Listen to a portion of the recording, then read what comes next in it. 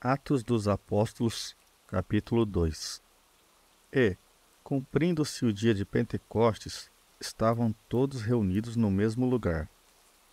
E, de repente, veio do céu um som, como de um vento veemente e impetuoso, e encheu toda a casa em que estavam assentados. E foram vistas por eles línguas repartidas, como que de fogo, as quais pousaram sobre cada um deles. E todos foram cheios do Espírito Santo e começaram a falar em outras línguas, conforme o Espírito Santo lhes concedia que falassem. E em Jerusalém estavam habitando judeus, varões religiosos de todas as nações que estão debaixo do céu. E correndo aquela voz, ajuntou-se uma multidão e estava confusa, porque cada um os ouvia falar na sua própria língua. E todos pasmavam e se maravilhavam, dizendo uns aos outros: Pois que não são galileus todos estes homens que estão falando? Como, pois, os ouvimos, cada um, na nossa própria língua em que somos nascidos? Partos e medos, elamitas e os que habitam na Mesopotâmia, e Judéia, e Capadócia, e Ponto, e Ásia, e Frígia, e Panfilha, Egito e partes da Líbia, junto ao Cirene, e forasteiros romanos, tanto judeus como prosélitos, e cretenses e árabes, todos os temos ouvido em nossas próprias línguas falar das grandezas de Deus. E todos se maravilhavam e estavam suspensos, dizendo uns para os outros: Que quer isto dizer? E outros, zombando, diziam: Estão cheios de mosto. Pedro, porém, pondo-se em pé com os 11, levantou a sua voz e disse-lhes: Varões judeus e todos os que habitais em Jerusalém, sejai-vos isto notório, e escutai as minhas palavras. Estes homens não estão embriagados, como vós pensais, sendo a 3ª hora do dia. Mas isto é o que foi dito pelo profeta Joel. E nos últimos dias acontecerá, diz Deus, que do meu espírito derramarei sobre toda a carne, e os vossos filhos e as vossas filhas profetizarão, os vossos mancebos terão visões, e os vossos velhos sonharão sonhos. E também do meu espírito derramarei sobre os meus servos e minhas servas naqueles dias e profetizarão. E farei aparecer prodígios em cima no céu e sinais embaixo na terra, sangue, fogo e vapor de fumaça.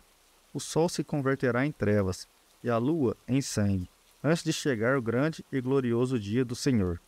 E acontecerá que todo aquele que invocar o nome do Senhor será salvo. Varões israelitas, escutai estas palavras. A Jesus, o Nazareno, varão aprovado por Deus entre vós com maravilhas, prodígios e sinais que Deus por ele fez no meio de vós, como vós mesmos bem sabeis. A este que vos foi entregue pelo determinado conselho e presciência de Deus, tomando-o vós, o crucificastes e matastes pelas mãos de injustos, ao qual Deus ressuscitou, soltas as ânsias da morte, pois não era possível que fosse retido por ela. Porque dele disse Davi: Sempre via diante de mim o Senhor, porque está à minha direita, para que eu não seja comovido.